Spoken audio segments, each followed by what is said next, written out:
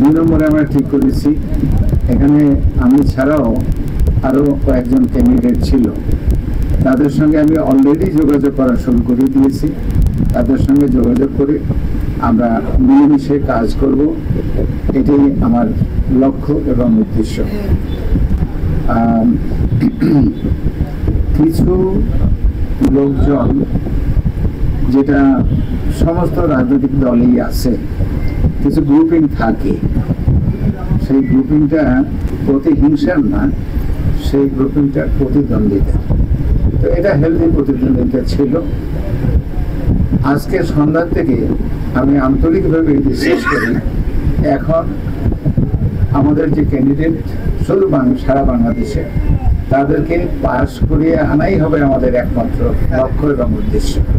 যেন জেন জি বলেন, জেনারেশন জি, তাদের জন্যই তো আমরা কাজ করছি। আমরা যে কাজ, আমাদের জীবন তো শেষ হয়ে যাচ্ছে, আমরা তো শেষ প্রান্তে এসেছি। আমরা কাজ করছি কাদের জন্য? আমাদের সন্তানদের জন্য, আমাদের ইয়াং জেনারেশনের জন্য, আমাদের তরুণদের জন্য, আমাদের শিশুদের জন্য। তো তাদের আমরা যা কিছুই করছি তাদের জন্যই করছি, এই সমাজের জন্য করছি, এই দেশের জন্য করছি, সবাই মঙ্গলের জন্য করছি।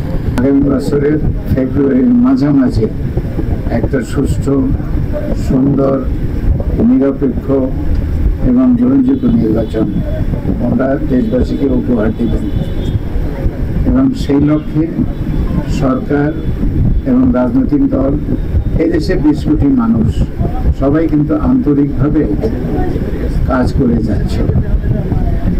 এবং বিএনপির একসময় হয়তো ছিল 300 আসনে 300ই ক্যান্ডিডেট পাওয়াটা দুরূহ ছিল, কিন্তু বিএনপির সেই দিন নাই।